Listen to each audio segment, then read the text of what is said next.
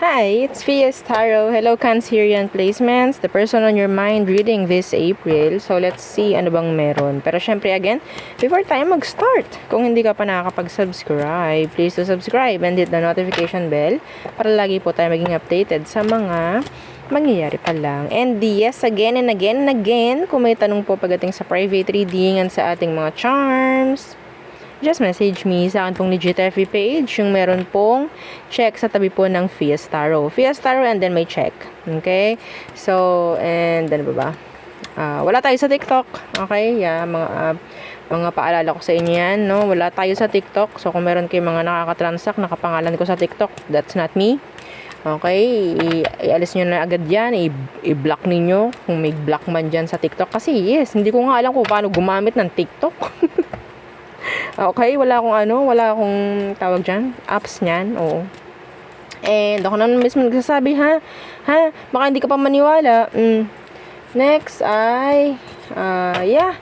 Okay, sa mga bago, this is our cord cutting necklace. So, siya ay nag-aalis ng mga kaalatan sa buhay mo. Lahat ng nagdudulot, okay, ng kaalatan or yung MALAS, ito ang magtatanggal.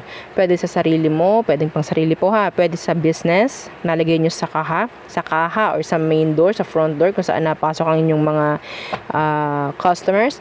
And then third is yung ating sa bahay, okay, para maiwasan ang pagkakasakit, mga pag-aaway, mga ganyan pong bagay, no? And syempre, ma-avoid rin kayo sa mga sasabihin ng ibang tao. Lahat ng nandyan sa bahay.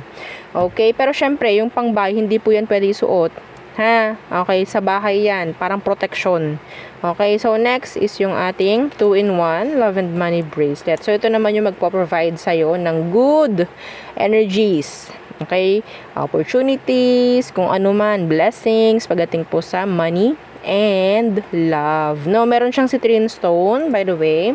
Ang citrine stone po is a money magnet, o sa mga bago dyan. Alam na yan ng mga old followers ko. Baka nga sa ulo na nila, sinasabi ko, no, everyday na nga lang. No, so next, pwede po ito ilagay sa red pouch kung hindi nyo maisusuot.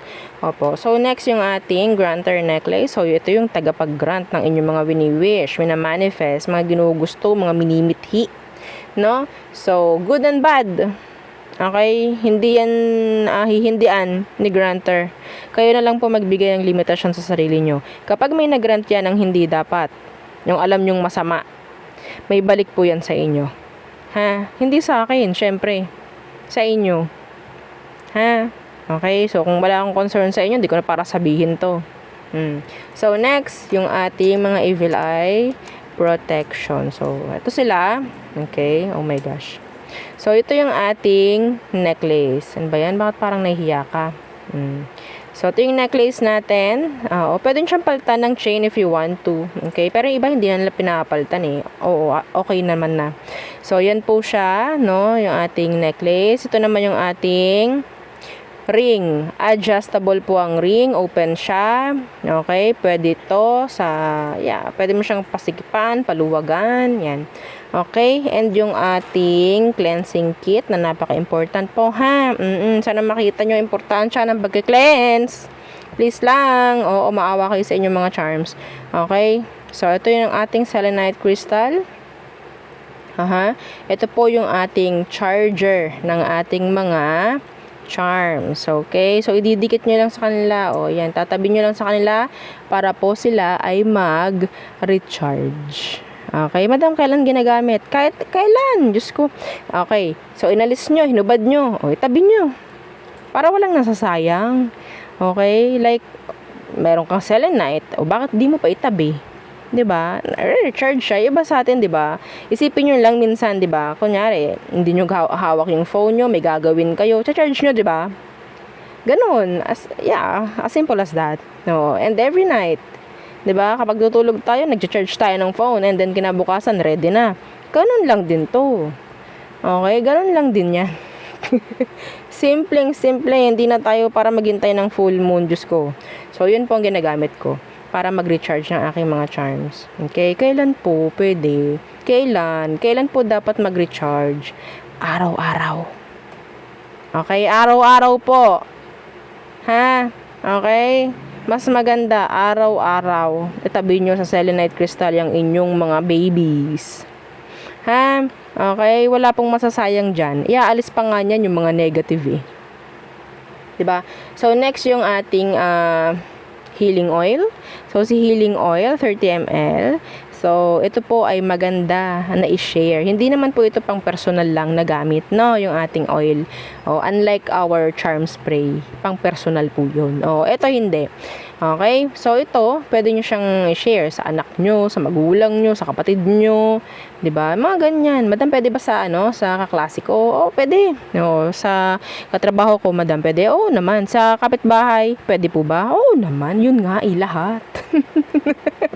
Ha? Okay. So again, siya yung makakatulong sa iyo, no, pagdating sa mga masasakit na katawan, naalisin nito lahat ng mabibigat, mga masasakit sa likod, yan, mga ganyan, lamig, yan. And syempre, yung mga nasakit madalas yung ulo, yan. Try nyo to. Okay, try nyo to.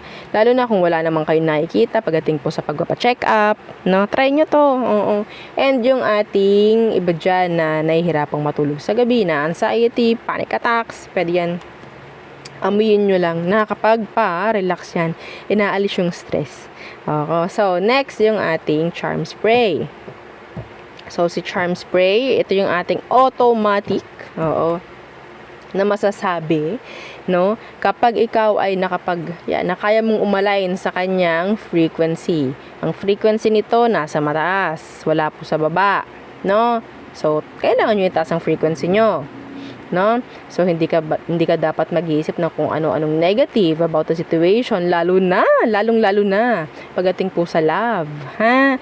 Madam, bakit ganun? Meron na akong spray pero bakit hindi pa rin siya ganto ganyan?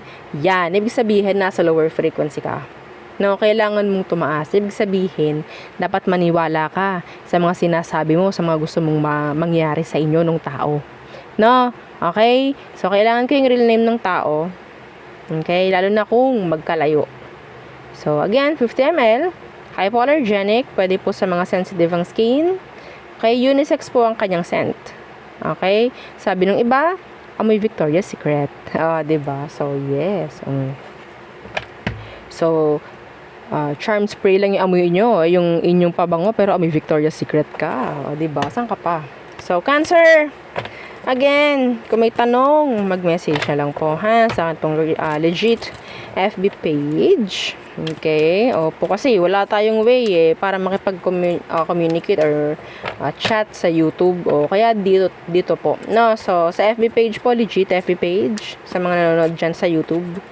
Okay, kung may tanong, message po kayo sa FB page natin. Madami, kapag nag-search kayo, maraming lalabas dyan, ha?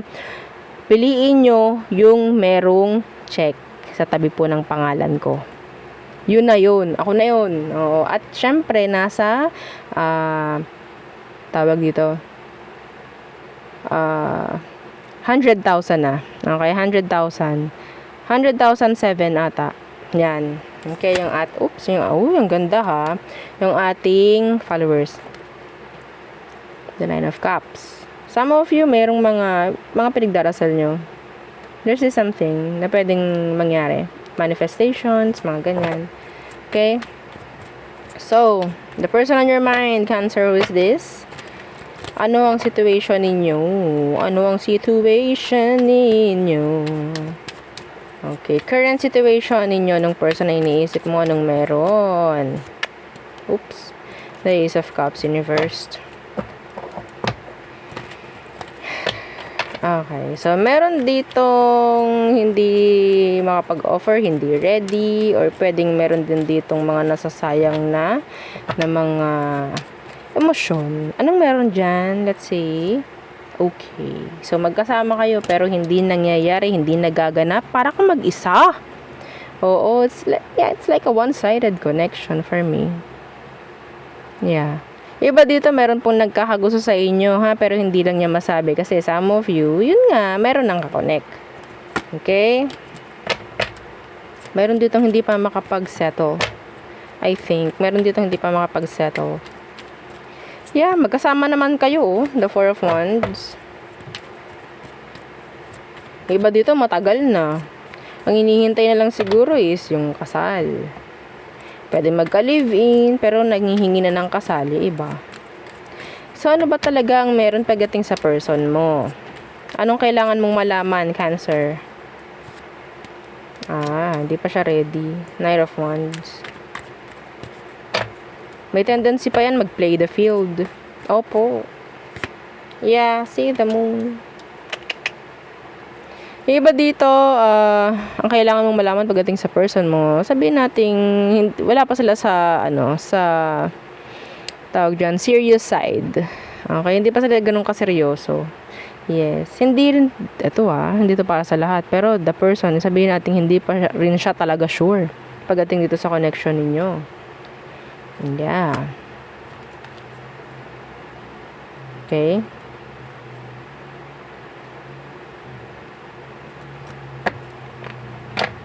Some of you, you're in a karmic connection. Karmic. Yeah.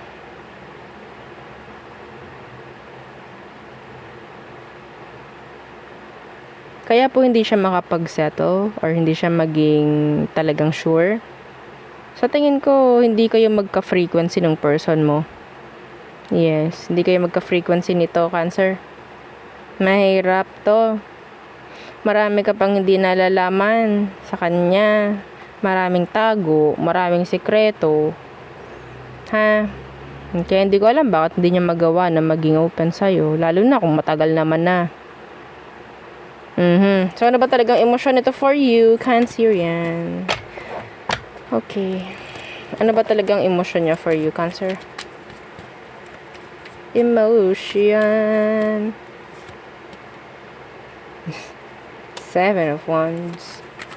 Why? Why the Seven of Wands? Eight of Cups. The Magician in reverse. The Ten of Wands in reverse. Emotion. Okay. There's a lot of tension. Okay, there's a lot of tension. Ito yung tao na hindi niya kayang i-handle.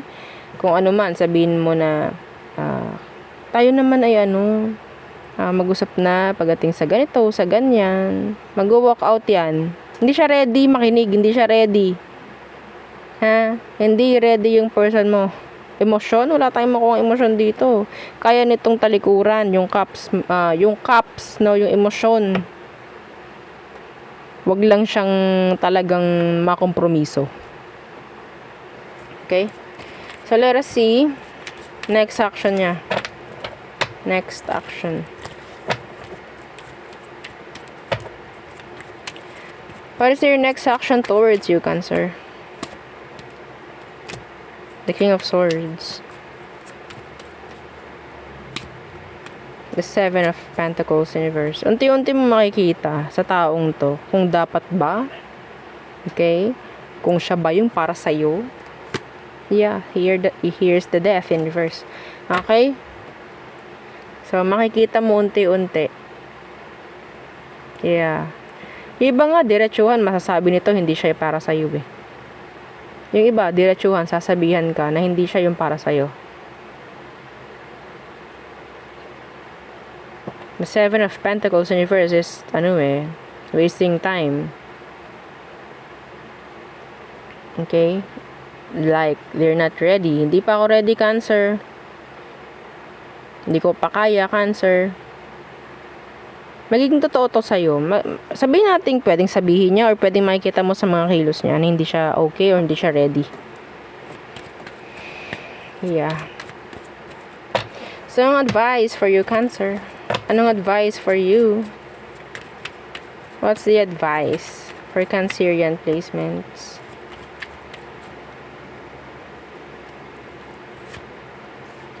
Two of Pentacles in reversed. King of Cups.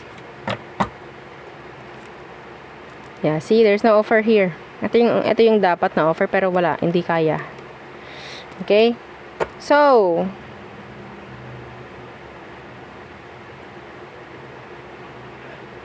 ang hirap nito.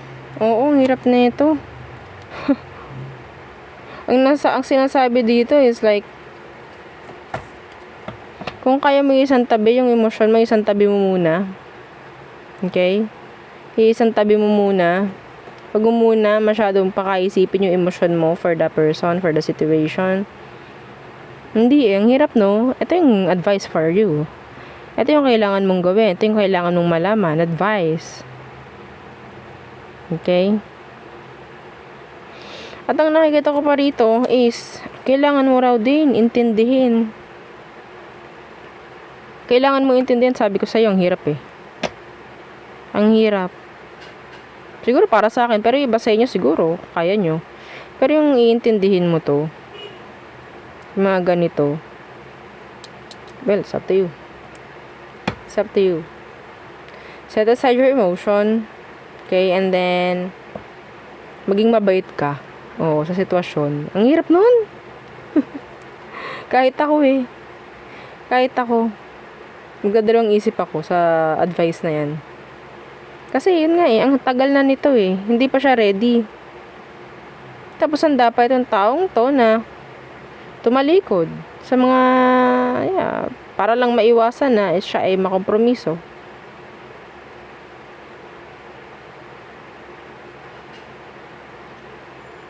Okay?